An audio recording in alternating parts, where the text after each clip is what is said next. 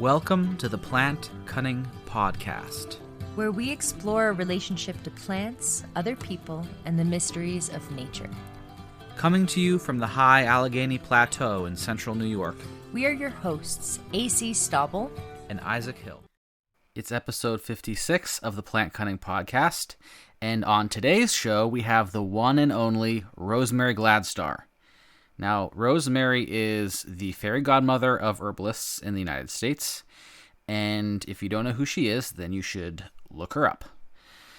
We are extremely thrilled to talk with her about her herbal elders, her mission to bring herbalism back as a people's medicine for the people, to have a herbalist on every street corner, some of her favorite plants, both old and new. We talk a lot about those common medicinal plants that are just so good for so many things like plantain and dandelion. And we also talk about plants that are more new to her and to us, like schisandra and rhodiola. We talk about how to give back to each other and to the plants, and how to make sure that we're taking care of ourselves so that we can help others and be of service to others. Now, if this is your first time listening to the Plant Cunning Podcast, we have 50-odd other episodes that you might want to check out, which are all very interesting in my opinion. And if you like this podcast and want to support what we do, you can find us on Patreon at patreon.com/plantcunning. We have a couple different tiers, the basic $4 a month, and then for the $9 and up, we have special content, like bonus episodes, so check that out. And also, please like and rate us, or all those things that you do with iTunes and reviews and telling your friends. That sort of stuff is always helpful. So thank you, and enjoy the episode. Well, today we are very, very excited to welcome Rosemary Gladstar to the Plant Cunning Podcast. Thank you so much, Rosemary, for being here. How are you today? I'm doing beautiful. I mean, it's such a great day, and I'm honored to be with the two of you. Thank you for inviting me. Absolutely. I mean, we're honored. Yeah. This is pretty great. Very exciting. Probably the first herbalist that I heard of in my, beginning herbal studies. Wow, that's sweet. Yeah. So we do have a traditional first question, and I am curious to hear, how did you come to the plant path? Oh, yeah. Well, I think probably a lot of people have heard this story, but I've been in love with plants since I was just a little girl. I grew up on a dairy farm in Northern California, a small dairy farm, just surrounded by nature and plants everywhere. And I was so fortunate to have my Armenian grandmother living very nearby and sometimes with us, both my grandmother and my grandfather. And my grandmother was a plant-wise woman. She just, in the old way, she just knew plants. And she and my grandfather both were survivors of the Armenian genocide. They actually met on the death march.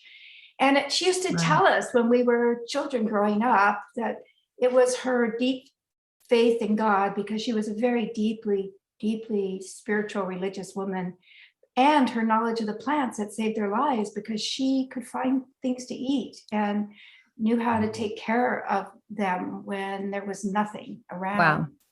So, yeah. And again, I would say in the old tradition, there's always somebody in the family or, in the community that has that special green blood running through them. And I was just lucky I had it. Yeah.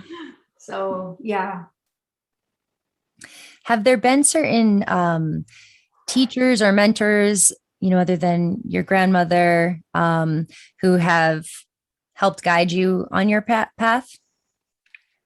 Yeah, and most of them were elders, actually. And that may have been because of my grandmother, or maybe just something inherent in me. But I was always attracted to the wisdom of the elders. And I was really fortunate that I got to meet a lot of these wise, amazing, some of them fairly well-known herbalists before they passed away. So one of my earliest teachers was Juliet de Berkeley-Levy. I quote unquote met her when I was in my very early 20s, maybe 19 or 20. through her books, which were not popular and not widely available at the time. I just stumbled upon them when I was trying to do some research at the local library. And I fell in love with those books. In truth, I fell into them, and it wasn't so much what they were saying, is how they drew me into what they were saying. I just fell into them. And I wrote to her. I wrote a really long love letter to her and sent it to her publisher, never thinking she would get it or that I would ever hear from her. But she wrote me back, and it really impacted me and my path as an herbalist. So Julia and then eventually I went to visit her and spent a lot of time with her. And then in the very early 1990s, I brought her to the United States, and it was one of the things I always am very proud of myself for, because it allowed hundreds of people who had, like me, just been great admirers of her work to meet her at last. And also it gave her the opportunity to see how her work had impacted an entire generation of people. She had no idea. So Juliet was definitely one of them. And then when I was a young herbalist, like several of my friends, I would travel to Norma Meyer's home. She was married to, Norma Myers was a Canadian herbalist, just a wild, crazy spirited woman. And she was married to a native elder, and they lived on a reservation up the northern tip of British Columbia and Vancouver Island. And so she had a very marked influence in my life because of her. I would say all of these people did, because they were such characters, and they were just so into following their own truth and the truth of the plants.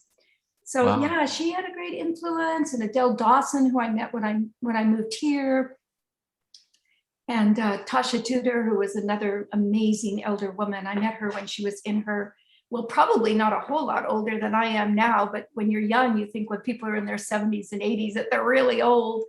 But she was another very remarkable influence in my life as an herbalist. And I also just want to say I learned from many of my contemporaries as well. They brought so much brilliance, and I met them when I was in my early and mid 20s. People like Christopher Hobbs, who's remained a lifelong friend, and David Hoffman, Cascade Anderson Geller, who was just one of our country's leading herbalists, Michael Moore, Dr. Tiarona Lodog, who's still with us, thank God, and and Rosia Alicorn. There's just been so many of my contemporaries, but it was the elders who really influenced me in the early days of my path. So as a young herbalist, you had an herb shop, correct? Mm-hmm. And that was in Sebastopol, California? Well, the very first evolution of it was in the Guerneville Natural Food Store in Guerneville, California. And then I moved it to Sebastopol, which was just about 15 or 20 miles away. But the first store was opened up in Guerneville. I'm just curious, like, what was it like for you? What was the shop like? And what was that experience like? Yeah, well, it was, just an amazing experience. I learned so much working in that store because I ran it like a clinic, right?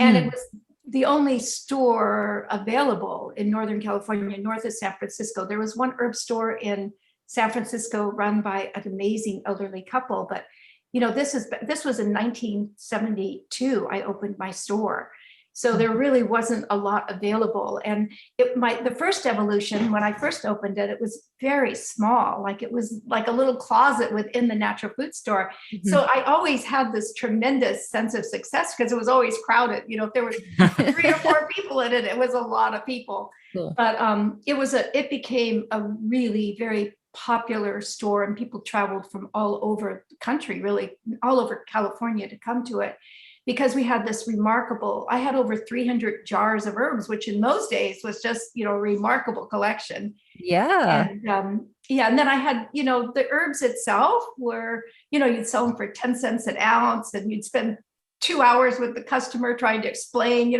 everything about what was going on with them.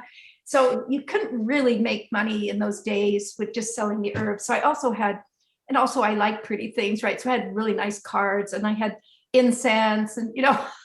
Yeah, it was a beautiful, beautiful space. And it became like a community hub for our entire community. And yeah, and as I said, it was like it was really like my university, my college, herbal college education, because I learned so much from my customers. They were my constant teachers of what would work and what didn't work and what approach to take and, you know, what not to do. So yeah, I ran the store for 18 years. Wow.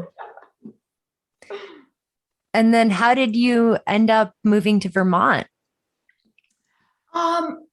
Yeah, so you know, I was running a very popular herb school, the California School of Herbal Studies, which is still ongoing. It's considered the oldest running, you know, continuously running herb school in the United States. And I had my herb store, and I'd started my travel journeys. I was starting to lead trips, and I'd even started my home study course. I'd been a pretty busy young girl, right? Yeah. Wow. Quite a bit, had a lot of energy, and I had a lot of friends and a lot of help. But I was starting to find myself restless and just a need for a change. I feel like my life has been guided, and so long as I say yes to the inner guidance and really listen deeply, even when I'm not sure that what I'm supposed to do, if I just follow that guidance, it's always led me in the path I was meant to go. Not that it's been easy, but Yeah. so I just started feeling that restlessness. Like I planted a lot of seeds. Those seeds were really growing. There were lots of people who were, you know, carrying it on. You know, it had always been my mission. I don't know where it came from, but was to bring herbalism as a people's medicine back to the people. And my early statement I used to say is, I want to see an herbalist, you know, in every community. But it started to be in Sonoma County. There was an herbalist on every corner. There were so many people, you know, after we'd been training people for like almost 20 years there. Mm-hmm. So there was all of that, I think, that played into it. And, you know, I was just having some troubles in my personal life. I just needed some fresh air. And when I had been young, I had read the Helen and Scott Nearing books, right? Like so many people in my generation, I was really impacted and influenced by Helen and Scott Nearing, who were kind of the forerunners of the back to the earth movement and homesteading, you know, the modern movement towards homesteading, of course. Mm-hmm. And so, and they had lived in Vermont. And so, yeah. And I also had met a man. I kind of fallen in love with this guy who lived out here. So he invited me to come and live on a mountaintop with him. And I kind of shut my eyes and leaped and ended up on a gorgeous mountaintop in a little 2-room log cabin. Where I spent the next 30 something years. Very cool. Wow. Yeah. So it seems like you had a mission to bring herbalism to the people. But did you have kind of more of a vision of what you wanted your life to be, and what you wanted herbalism to be, or did you kind of play it by ear?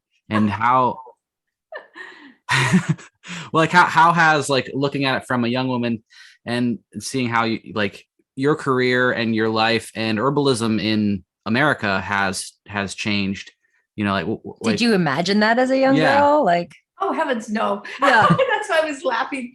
Yeah. Isaac, when you were saying that, I was laughing because I mean, I hardly even think past the next year, let alone you know, what things are going to look back. I mean, like all of us, I'm sure there were times when I would look into the future, but it was never like planning what was going to happen or what I was going to do. It was always more just kind of a creative urge. Like I was running the herb store and people would come in and they would say, oh, we wish we knew about that. And they wanted me to teach. And I was, you know, hardly knew anything.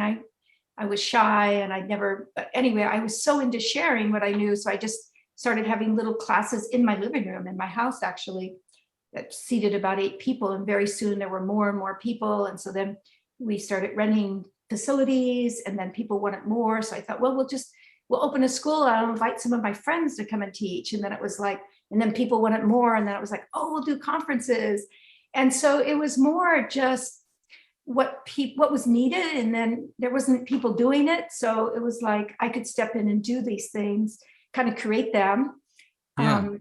And so, yeah, no, I had no idea. And if I had stopped and looked, I'm not sure I would have done anything any differently, quite honestly. Yeah. It seems That's like good. Yeah. Yeah, it seems like it grew in a very organic way. Totally. And, Yeah, completely. yeah. And, you know, I wasn't absolutely, there was there were sprouts everywhere, sprouting up, just like me. We were all just, seed infused and green blood infused and impassioned. And it was also new. That made it really exciting, right? It wasn't just new to us. It was new.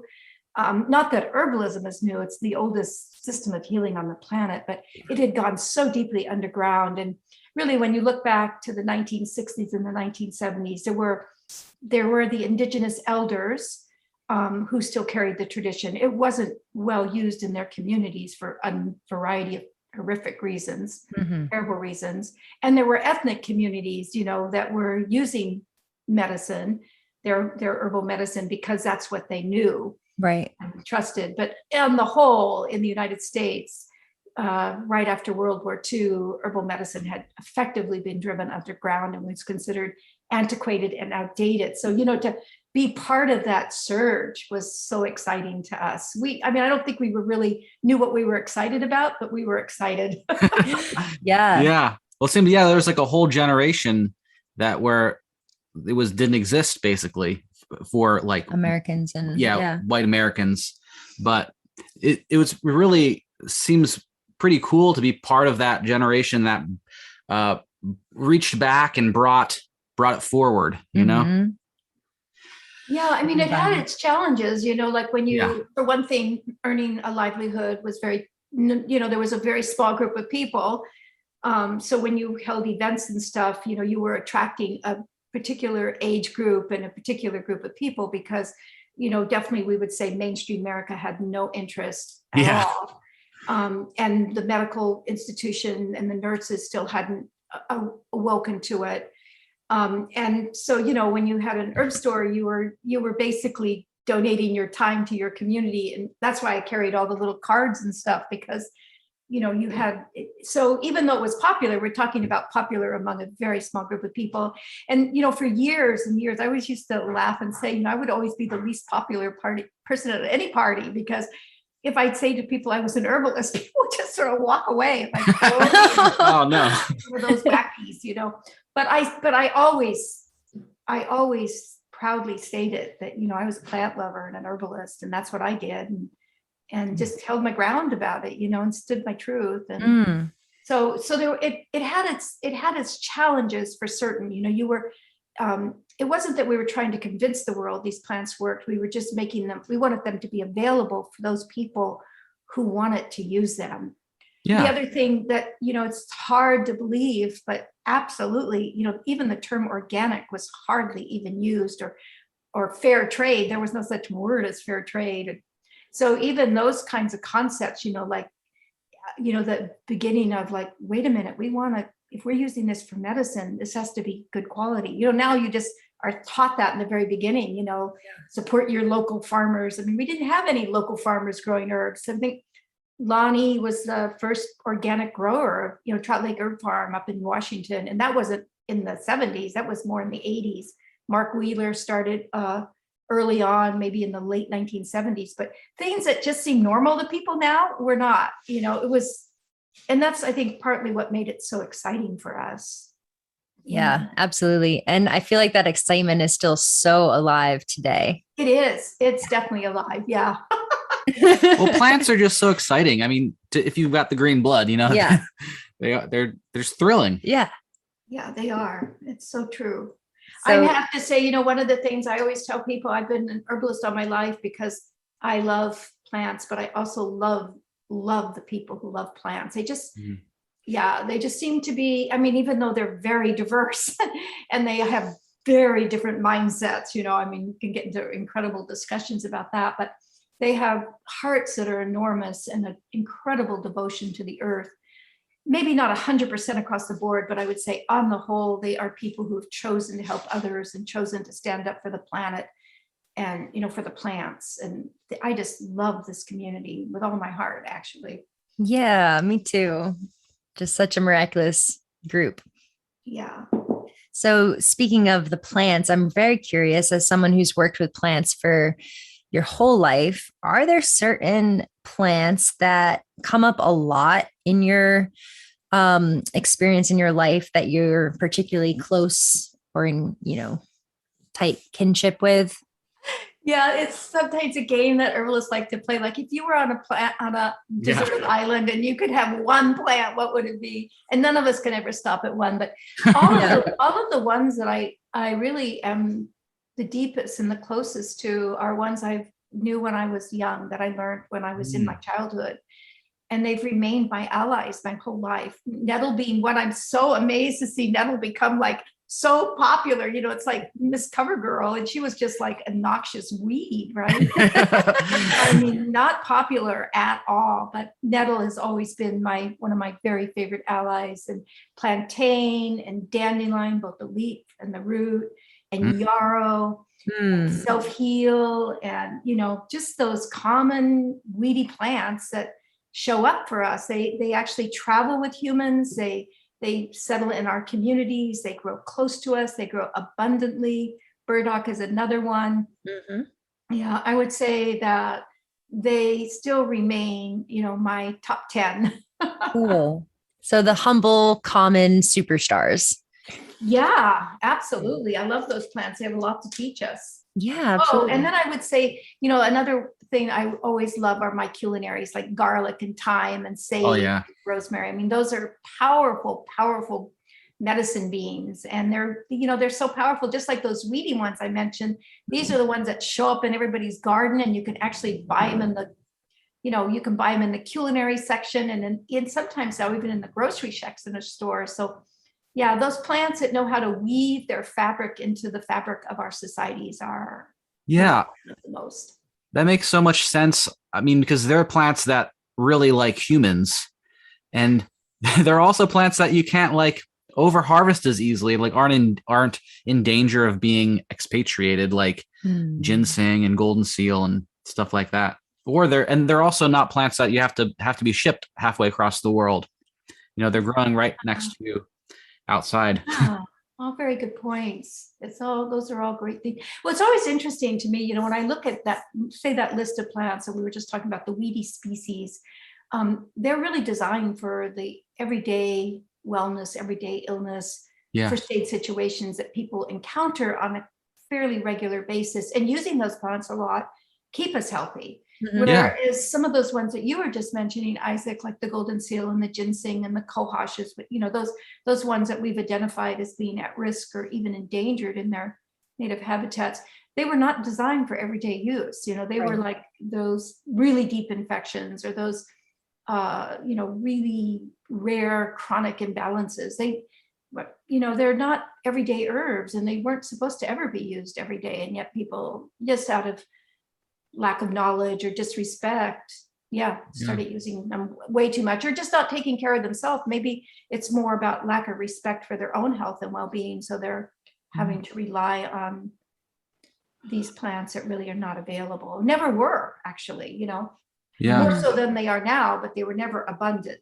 Right. There's also, I think, maybe like a status thing, like I can have all these expensive rare plants, because I have all this money or something like that. I don't know. Well, that's pretty weird. I know. I've never heard that one, but wow, whoever's thinking that, they need to get out of that mindset fast. Yeah. Right. So on the other side of kind of the favorite herb question, are there any plants that you've recently formed relationship with, or maybe that you've known forever, but you see in a new light in recent years? Yeah, I'm sort of slow to make friends with plants. I mean, to bring them into my materia medica, I got to really get to know them. A lot of it is because I want to really check out their conservation status and stuff. So rhodiola is a good example of that. I was reading all the reports about rhodiola, and studies and research, but I really didn't immediately jump on it when it was on the front cover of every herb magazine and every product. But slowly over the years, I've really come to love it. And I find it such a wonderful adaptogen. It's also, I found that it's really useful for some chronic illness, occasionally used. I love how it grows. You can grow it in Vermont quite easily, and it's actually native here, a variety of rhodiola. It's just that, again, it's very important where it's coming from, because it's a cold weather plant, high altitude, and it's a succulent, sort of a smallish plant. But that's one I've just really come to love.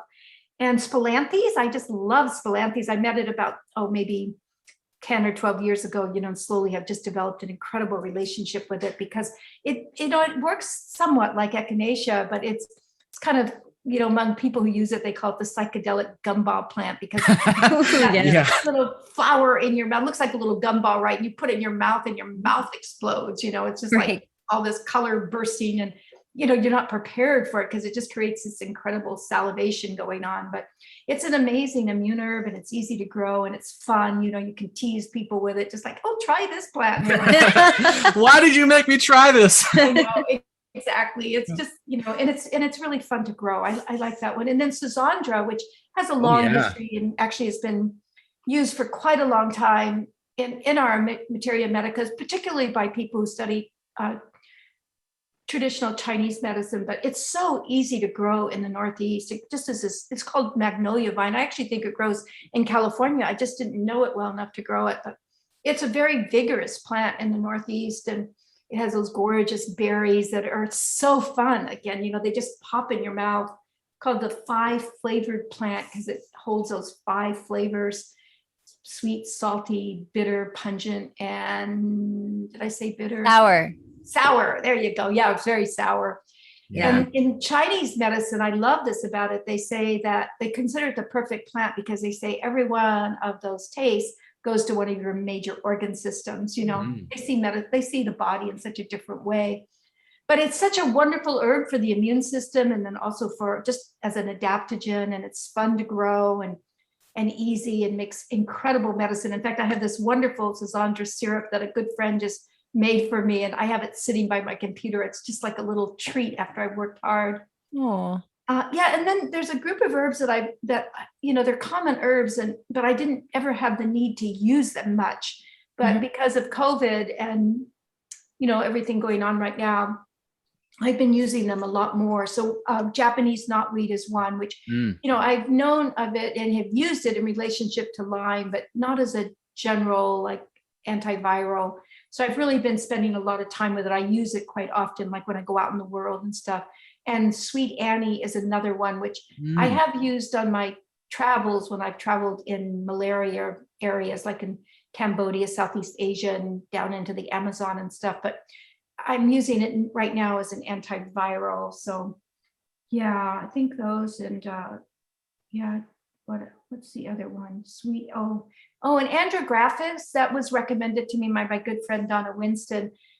It's really well known, and a lot of people use it. I just have never used it very much, but again, she just said it's a good antiviral, and for COVID, it's a good herb to have on hand. So I've started using it, like when I'm going out in the world, which I don't do a whole lot, but when I do, I take a little bit of all those herbs and race up my system, and then I come back and I take a little bit more and just kind of keep my system activated.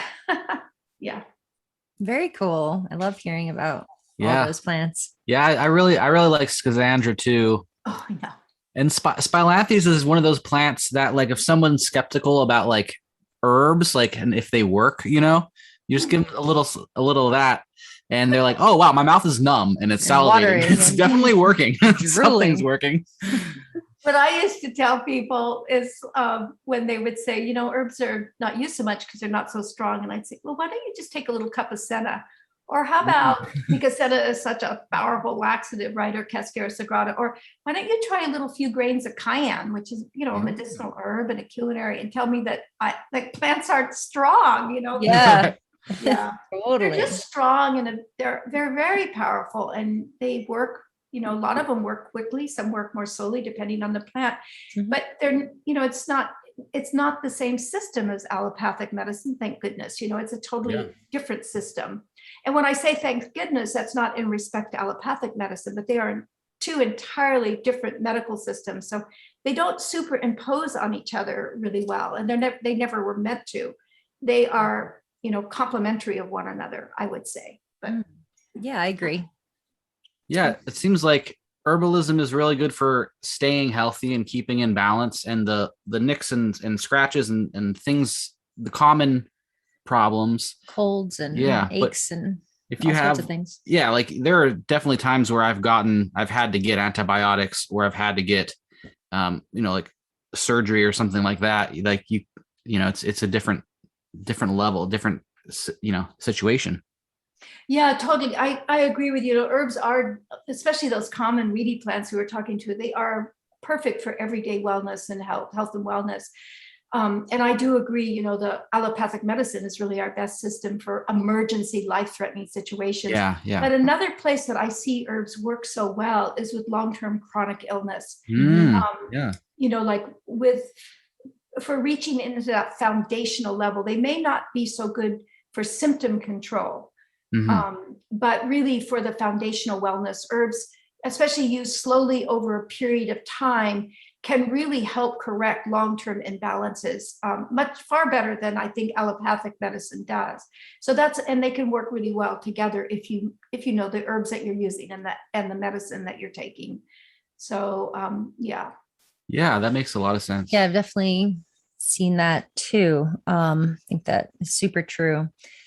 So herbs can do so much for us. They're constantly giving to us. And I want to talk about how to have a reciprocal relationship, a right relationship with plants, and how you do that personally. Yeah, well, I think it's like any kind of relationship. It's never going to work if there's not a give and take, right? Yeah. So I think about, what we can do for the plants is basically what you do for any good relationship. You nurture them and take care of them. And they give us so much, in the way of medicine, food, clothing, beauty, the air we breathe, right? We couldn't even breathe if we didn't have plants. But, so there's just so much that they give. And what we give back is appreciation, love, good soil, nourishment, places for them to grow, and respectful relationships, like being respectful of that they are here serving us, but we are also here to serve them. And in fact, one of the things I always like to point out to people, we definitely are living in what can be called, it has been called like the herbal renaissance, a resurgence of interest in natural medicine and natural living for certain, a more organic way of living, I might share and say, but, and people have often thought that it's because, we were following a system of medicine that, as powerful and appropriate as it might be, it doesn't address everything. And it has some big downfalls, which we were just talking a little bit more about that a moment ago. But the real reason, I think, so that is good, like people are drawn into the plant world oftentimes because they're depressed and the plants help them, maybe just bringing joy to their spirit when they garden, or they've been very sick and the plants have helped them. But really, I think the real reason is because the plants are in danger. Right now, the skin of the earth is in danger, right? And we have a big part in helping them. So I really think it's like the gardens are in danger, and all of those people who love plants, who have that spark in them, are being called back to the plant world, because then you'll stand up for them. You'll be an advocate for the plants. And when you're an advocate for the plants, you're an advocate for the soil and everything that lives in the soil, and and everything that lives on the soil. So you really become an advocate for life. So to me, and that many, many, many years ago, it's been, I think, almost 30 years ago, I just had, it was like a dream. I didn't think that. It just came to me like in a vision, like, when I was sleeping at night, actually on a piece of property that later became the United Plant Savers Golden Seal Sanctuary out in Ohio. I just was called out of my sleep with this whole vision of, this is why we signed up with the plants, because they need our help. Wow. And we are the ones who can do this work because we love them with all our hearts and because they give to us so abundantly. Yeah. Yeah. So, it seems like the work with United Plant Savers seems like one of the ways that we can help them. Well, I always say to anybody who uses plants, you need to become a voice for them, because that's where the real task is. And joining United Plant Savers, which was just a little small organization that's totally about being a voice for the plants. And the bigger the voice, the more influence we have. And it has grown to be a nationwide organization and also has created a model worldwide for medicinal plant conservation. Of course, we have many, many organizations around the world that have been geared to protect plants. Usually it's the native plants or the flowers, or like the wildflower gardens and stuff. But United Plant Savers was formed to become a voice for those plants that are medicinal, and it really has created. Many people in other countries have created similar organizations now, just following the model that we created with United Plant Savers. Yeah, it's pretty amazing to watch it grow into be such an incredible influence for plant lovers and herbalists. Yeah. I definitely agree. And we're members, and I think I love the journal, every year. That's yeah. And also, we have one of the early tasks that we took on was securing this incredible property. It's over 300 acres. I think it's like 370 or 80 acres, and it's in southeastern Ohio. So it's in one of the most plant rich habitats that we have in this country. And what was so amazing about this farm was that it had never been poached. So it was rich already in many of the plants that are considered endangered. It already had incredible stands of golden seal and ginseng, old growth ginseng, black cohosh, blue cohosh, Machella repens, and it had prairie. Now the prairie had been changed into farmland, but it's also been reestablished as prairies, and they do burnings there. And we just recently, it's pretty exciting, like it's been there now for about 20 something years, but just recently we were able to build the Welcome Center, which is an educational center named in honor of Jim and Peggy Duke. So there's a beautiful teaching center there. There's little cabins that people can stay in. Oh, cool. The biggest part is just the beautiful, beautiful woodlands that surrounds it. Yeah, it's really, and that's really just a thing that our generation, all of our generation of herbalists have created for future generations of plant lovers. It'll be there for generations, really. I can't wait to visit there at some point. Oh yeah, it's really, it takes your breath away. It is so incredibly beautiful. Cool. Yeah. Well, that brings me to another question about how in your work, in your gardening, you've noticed the effects of like global warming, and like how are you dealing with that? Like this fall has been very, very warm. Which is nice. I mean, that it's, we all know that global warming, and I would say population explosions are a huge, major concern for all of us right now. So that question puts me in a kind of a quandary, right? Because I live in northern Vermont. And for us, that warming, of course, it has some detriments for certain, but as far as my gardens go, it's been actually awesome because we have a longer garden season. We have more warmth and more light. I mean, I was gardening in zone 3 on my mountain for like 30 years. And, with a little bit of warmer weather, I can actually garden with some of the zone 4, zone 5 plants. Wow.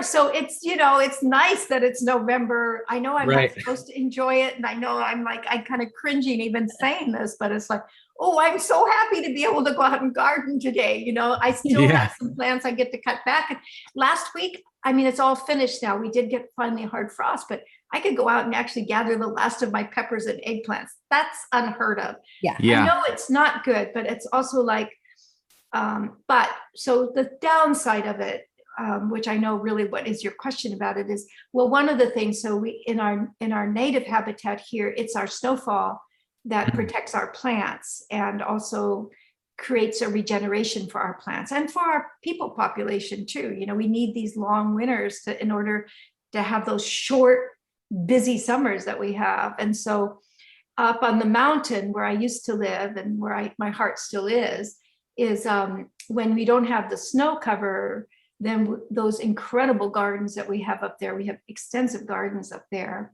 that we had planted. They're not as protected, because the snow cover is what you need. Thankfully, those gardens are high enough. They're up at around 1,800 feet. So they still get plenty of snow.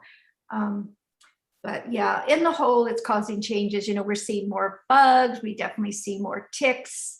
I mean, the first 20 years we lived here, we didn't have any ticks, none at all. Not, but now it's, when I'm, every time I go out in the woods, I have to come back and do tick checks. And Yeah.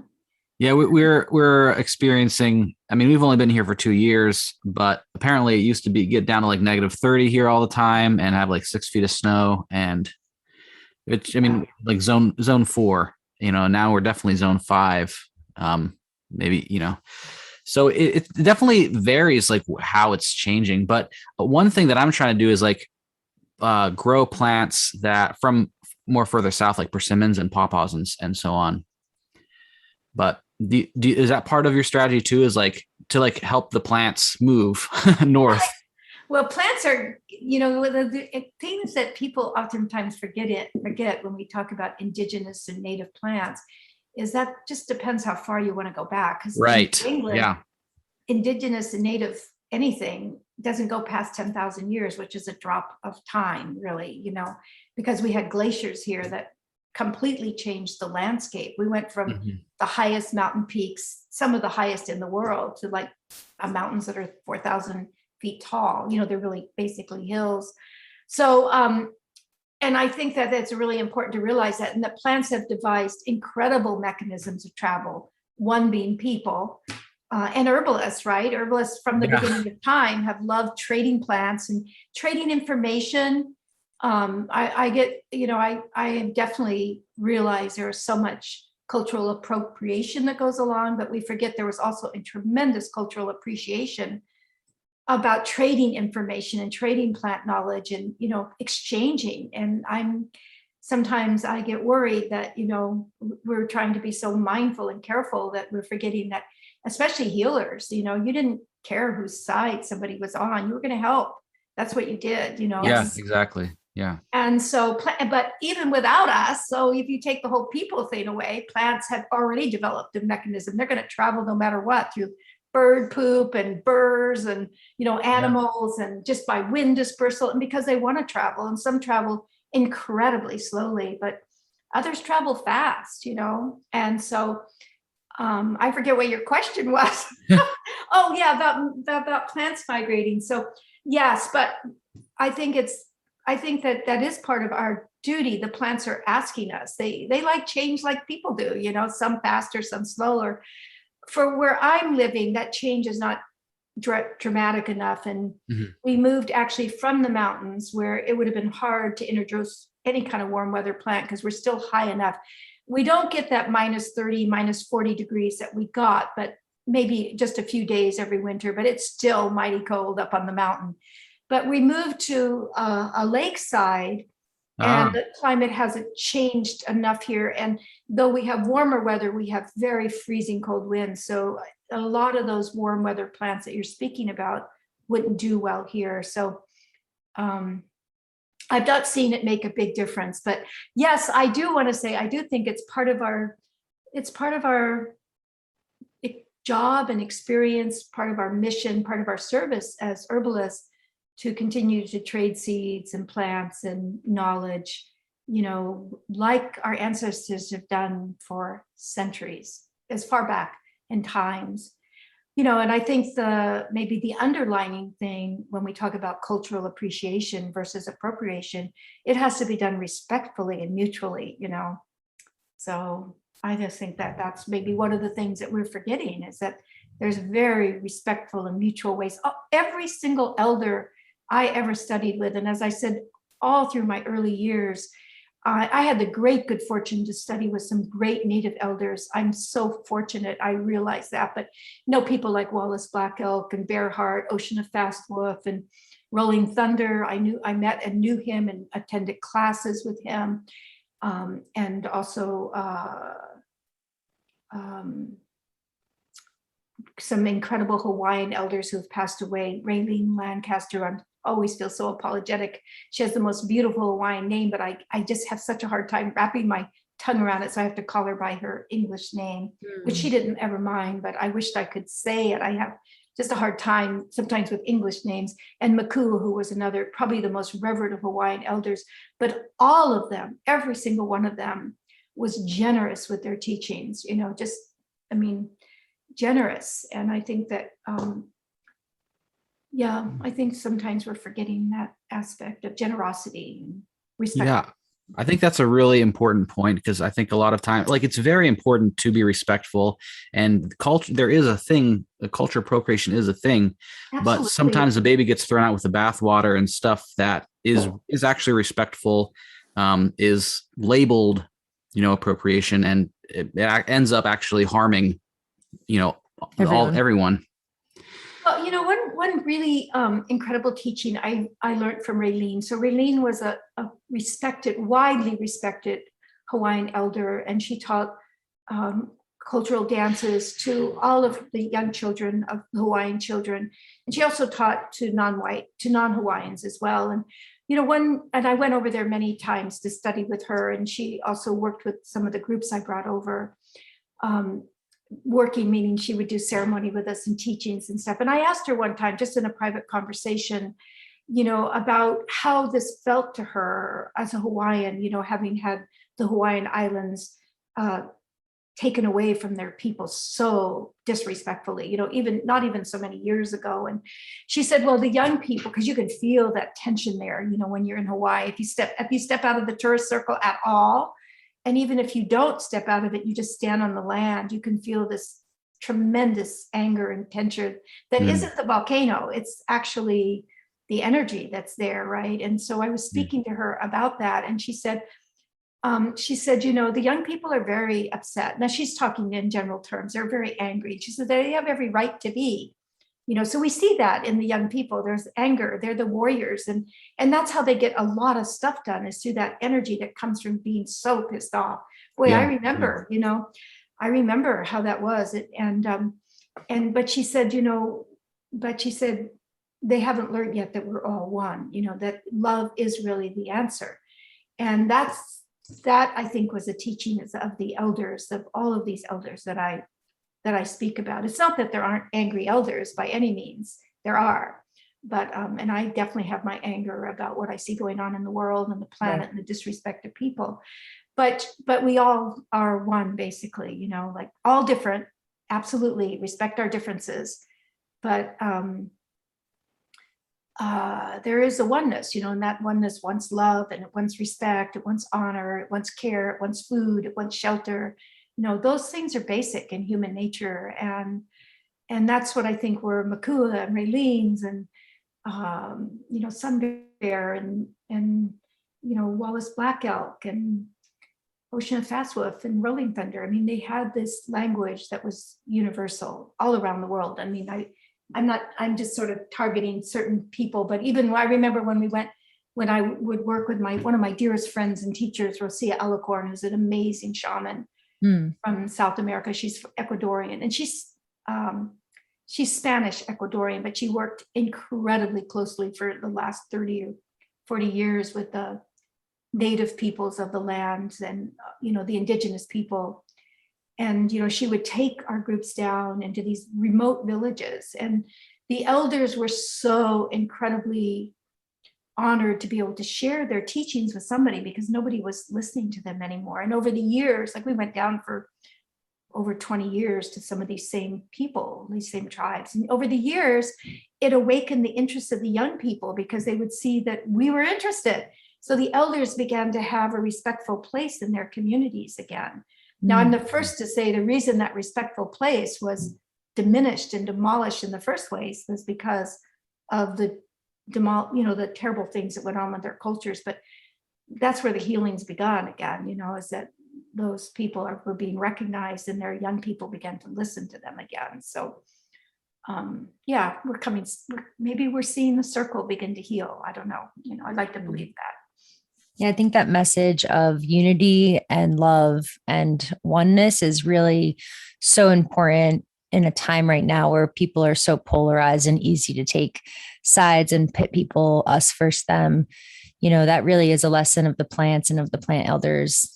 And I appreciate you bringing that forth and highlighting that. Well, thank you. And I think that if you spend enough time with the plants, that's what they teach us, Yep. I mean, that's maybe where I got that, as I said, because I had the great good fortune to listen to elders when I was young. but also from the plants. I mean, they're not going to talk to us about, about going after, and, sometimes I feel like we live in the McCarthy era. Like McCarthy's. It's like, no, let's not do that to each other. We have so much to share and to learn from each other, and try to sit in council with open hearts requires respectful listening. So anyway. So how do you experience the consciousness of plants? I mean, how do you not? That would be my question. I don't think it's possible not to, which is, takes us back when we were talking about, the plant people, how when you begin to work with plants, I mean, you can still be an ass and you can still be, nasty and all of that, but there is something, and you can be terribly opinionated, which I think all of us are. But something begins to transform in you, and when you work with the plants, and it brings out the best of who we are. And that is because of plant consciousness, And so, I mean, there are techniques that are taught, and I've taught people, like when you want to learn to hear the plants or speak with plants, there's a number of techniques, and there's teachers who focus on that. I used to just have it be a part of my classes, when I would be teaching my apprentices and stuff. We'd spend a lot of time out in the gardens or in the meadows or in the woods with the plants, and you'd have people sitting with them and looking at them and drawing them and meditating with them, and then revealing to themselves what they would hear. And it was oftentimes it was overwhelming for these people, because it's like, oh my God, this plant has really revealed itself to me in the deepest way. And so there are techniques that you can learn, but, really, I think it's just tuning in. Like, how do you listen to anything? How do you tune into the deepest place? You listen respectfully, you sing, you talk back, you have relationship with them, you cultivate reverence, so techniques are very helpful, and techniques can get in the way as well. But mostly I find, because people are so disconnected from that way of being with each other, being with the plants, that oftentimes the techniques or the guidelines direct them and help them.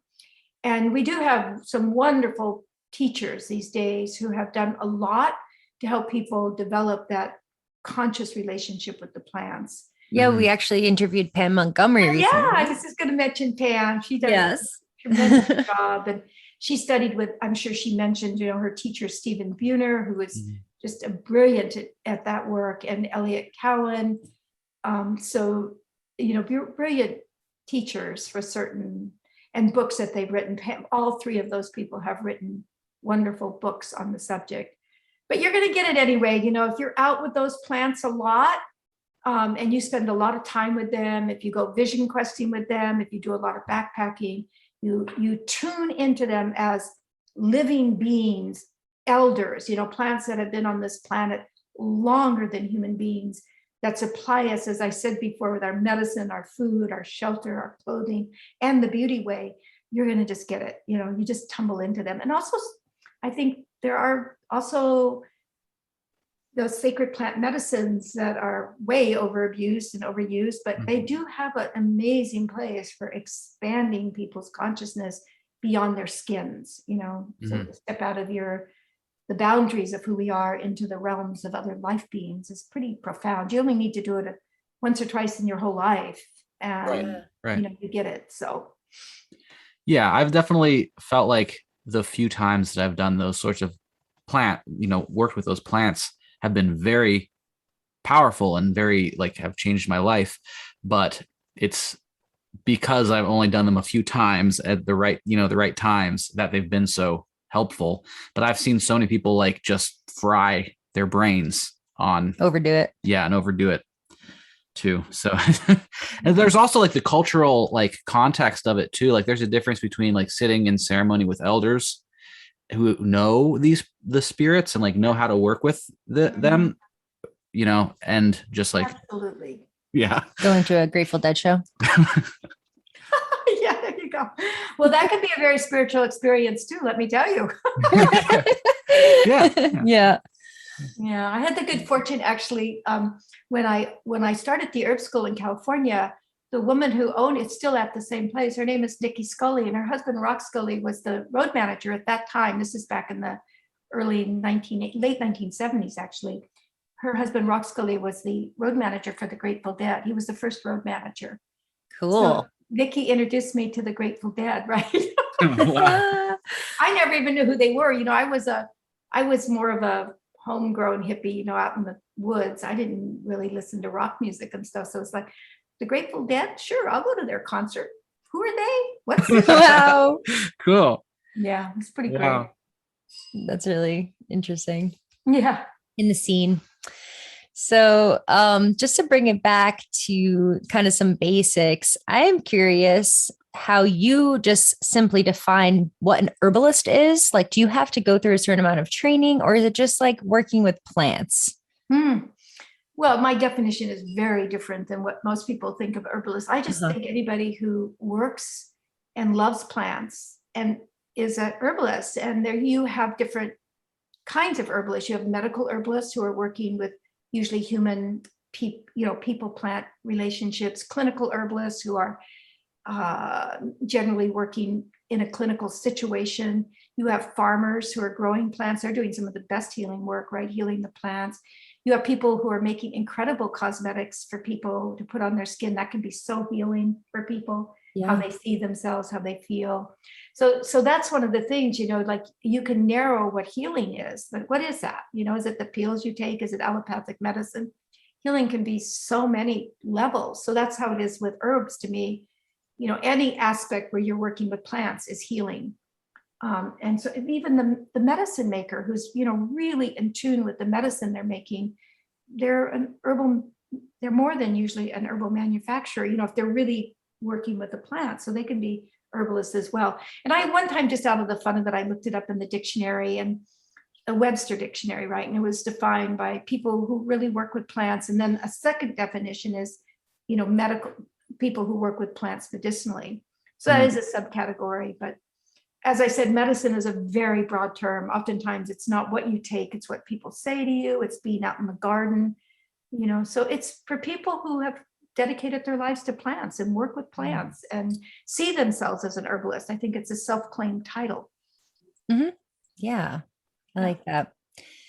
And so, if you're a person that's looking for an herbalist to help you with your health concerns, so maybe you're looking for a medical or clinical herbalist, do you have any, insight or tips on what to look for? Because there are so many different types of herbalists out there. But if you're trusting someone with your health, like who do you know?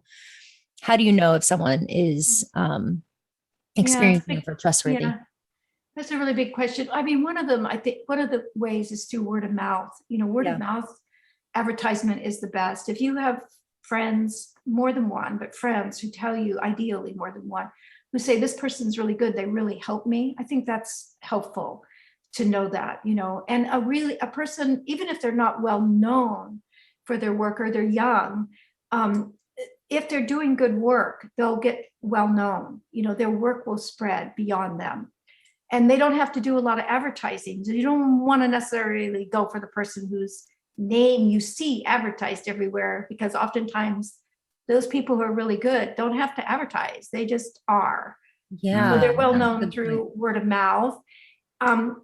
You can be a really good practitioner and not be older. You could not have a lot of experience. You could just be in your blood, but experience does help.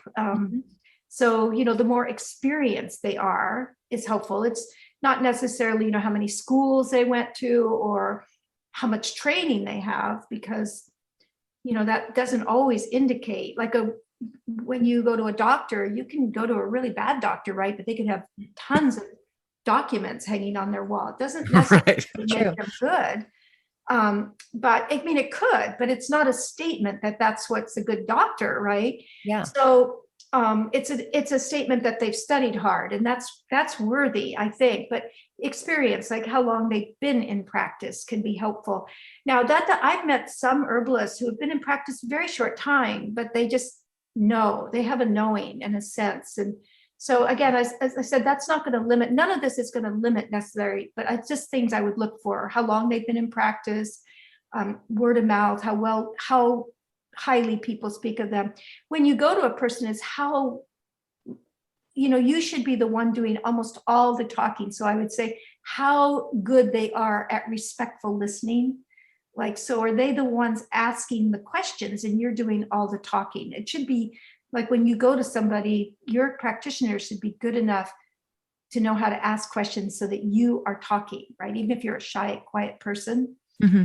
I mean, so I would look for that, say, if they are trying to impress you with a lot of knowledge, there's a problem there. They should never be impressing you with anything, right? Yeah. Because that's not what you're there about. And then also, have they helped you? Like when you go home and you try what they're recommending. But again, that isn't always going to be the case because sometimes it takes a while to trace what the foundational issues are, and especially with chronic illness. But you should leave with a sense that this has been helpful. This has felt good.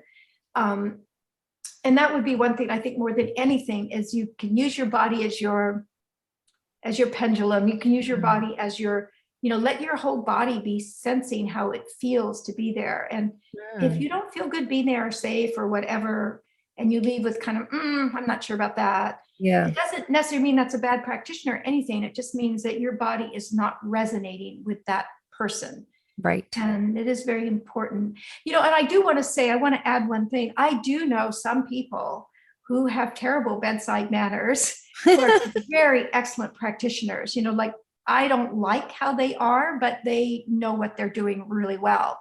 So again, any of these things I just said are really more like guidelines, they just are ways I think that can help us find good practitioners. Really word of mouth is probably the very best thing. I think that's all great advice. Yeah. Yeah.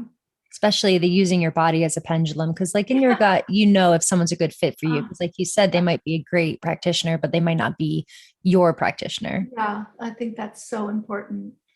And then from the herbalist perspective, as somebody who is an herbalist, and maybe trying to figure out their way in the world, do you think that it's better to have a niche, like a specialty, or do you think it's better to be more of a generalist, or does it kind of depend?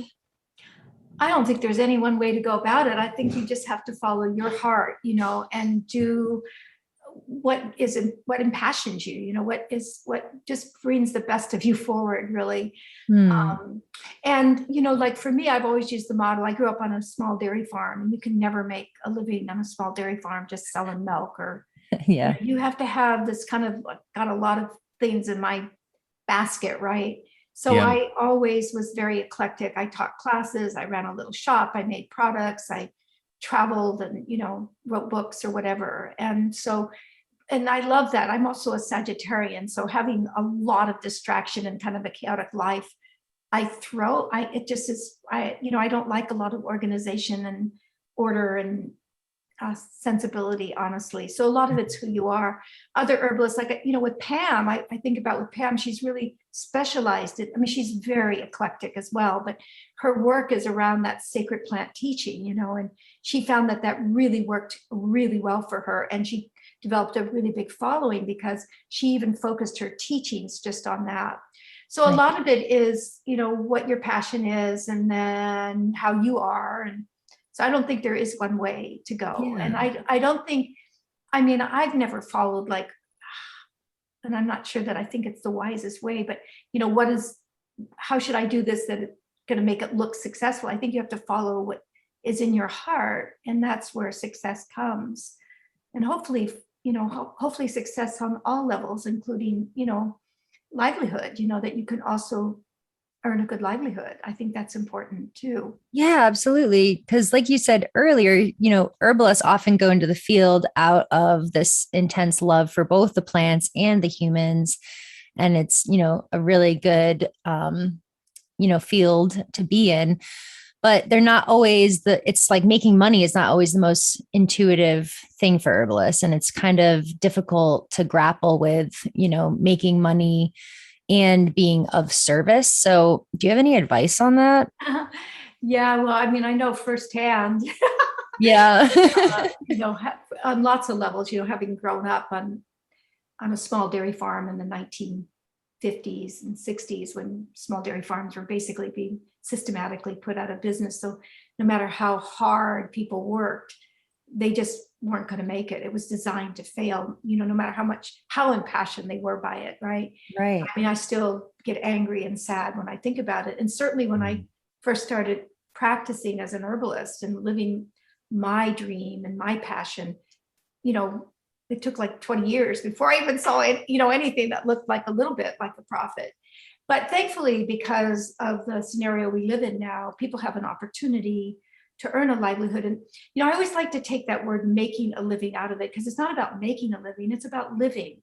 And the only way that you really live well is through self-care, right? And the only way that you can really care for others and service others is by taking care of yourself.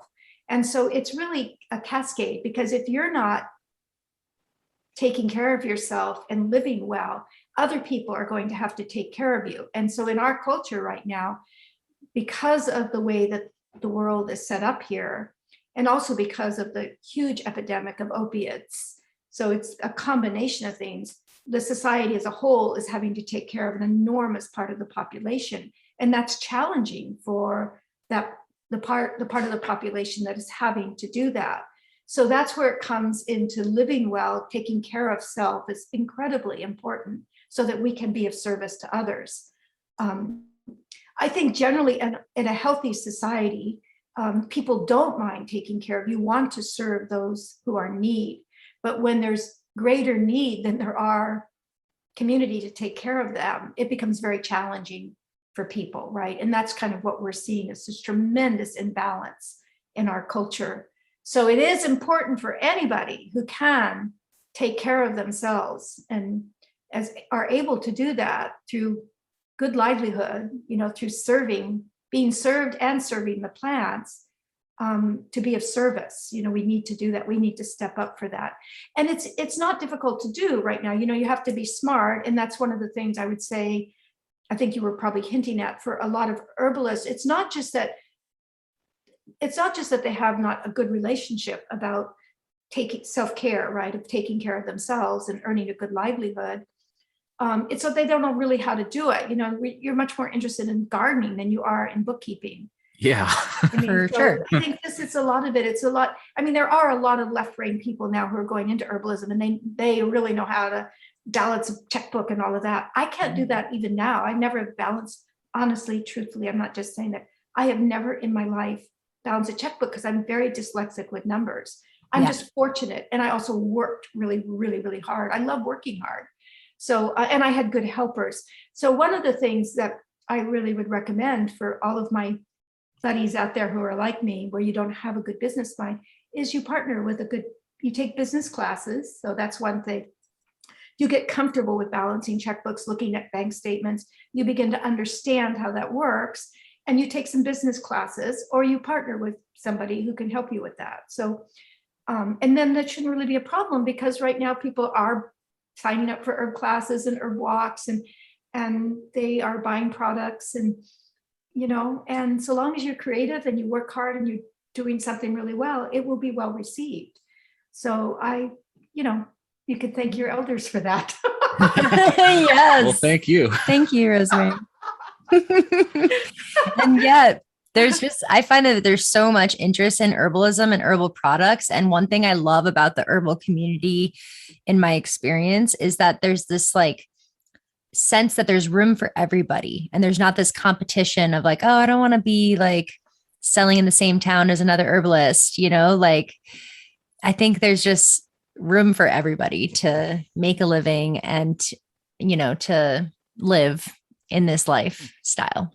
So long as we continue to cultivate that support and creativity and use, I would also mention this about competition. Competition can be a very supportive and creative endeavor. True. Yeah. When I see other people putting out all these home study courses, it should drive me to want to do better, right? Yeah. Not because I want to compete with them, but because I want to also have a really good product. If I'm the only person doing it, there's not much. I mean, I have my own self-incentive, but I'm a little lazy these days. So it can be, you have to transform that in your own heart. You have to be, I am so glad those people are successful, and they're driving me to be more successful as well, to do better at what I do. And so, but we have to foster that as a community. It's really important because it can shift really quickly if we don't. So Yeah. I absolutely agree that there is, so long as people are not just repeating the same, which I don't see happening. I see so much creativity within the herbal community. So long as we are always reaching into that creative bucket, there's always more creativity available. You know, there's never an end to creativity. It's always bubbling out of us. And so long as we continue to be more creative and just not recreate the same old, just keep making things, giving different twists and new ideas to the formulas, then I think there's just endless room for growth, and that it's our responsibility to cultivate that sense of there is enough for everybody. If we can't do that within our own community, it's just dire for everybody, right? So we have to be able to continue to do that. But I agree. I think it's there. I don't think we should take it for granted. I think we have to really go. It does take some work to continue to have that sense of abundance. Yeah, keep it fresh. Yeah. Good. So I'm curious if you'd be willing to share any of your tips for self-care or things that have been useful in your life. Well, it's changed over the years, like when I was younger, my self-care routine was a lot of I would slather my body with all my homemade creams, and I still do that, but my self-care has a lot more to do with my heart. And, I still put my creams and lotions. I still make sure that I get a bath at least once a week. I used to do more, but, I just usually on Sunday mornings, I go into my nice, beautiful old cast iron bath. It's not old, it's a new one, but I slither in that. So my routine, I would say my main self-care routines these days is just making sure I have enough time to get outdoors, hike, be with the plants, be with the garden. And that is really incredibly self-care for me. The more I'm with nature, the more I feel whole. And I had some major tragedies in my life these last couple of years. Everybody has. I mean, I'm not alone in that, but I had the dearest people in my life die. And so I had to really, really go deep and nourish. And the flower essences, which I've always used, they became like, my friends sent me gallons of that. I had so many, and I used them all. I was I wasn't using them drop by drop. It was gulp by gulp, really. Yep. And so the flower essences were extremely helpful, and the bathing, but just being in nature. And then, I think self-care comes also in just hanging out with people you really love, which has been hard to do with COVID, but I really love my husband. So I've been spending a lot of time with him these last 2 years. That's good. Right. Yeah. Just cultivating those close relationships, right? Right. Relationships with the plants and the people that we love. So, yeah. Well, you've been very generous with your time, and we both really appreciate it. And in the interest of, you getting back outside, because it's such a big day. Yeah. Would you mind just answering one last question, and then we can wrap it up? Okay, I'll do one more. Okay. Okay. Well, just what do you see as the future of herbalism briefly? Oh boy, that's a huge, big one. It is kind of big. I mentioned to you earlier, I don't really look into the future a lot. I'm more like, what are we doing today? And what needs to get done today? But if I was projecting, if I was to say what would be my wish for the future for herbalism, it would be that that we continue to usher it in as a people's medicine, which doesn't mean that it's not used by the medical world and that we don't have clinical herbalists. It just means that we continue to bring it back to the people so that people know they can grow it and make their own medicine. It's really continuing the folkloric or community herbalism model that has been so important to me in all these years. And that we really look a lot at cultural appreciation. Be mindful of cultural appropriation, absolutely. But look at how we can have respectful sharing and teaching and extend the circle hand in hand so that we are, as awkward as it may feel for everybody, we're all standing in one circle together and not having these isolated circles that I'm seeing happening now. I mean, it's not everybody's wish, but since you asked me, that would be my wish. to continue to do work in service to the plants, which is to help them move along, in their evolution, right? We are helping them do that. And that means sharing the information and sharing the seeds and, just expanding together, I guess my deepest wish is that we continue to keep it a heart-centered, to keep herbalism heart-centered, to have it stem more from our hearts than our heads. Our heads are really useful and we share a lot of knowledge, but it needs to continue to come from our hearts, from the earth, through our bodies, to our hearts, Yeah. That's beautiful. Yeah, I think that's a wonderful place to end our chat today. And if people want to learn more about you and your work, and your classes and your books, where should they go? Yeah, so I have a website where I offer my home study course, The Science and Art of Herbalism.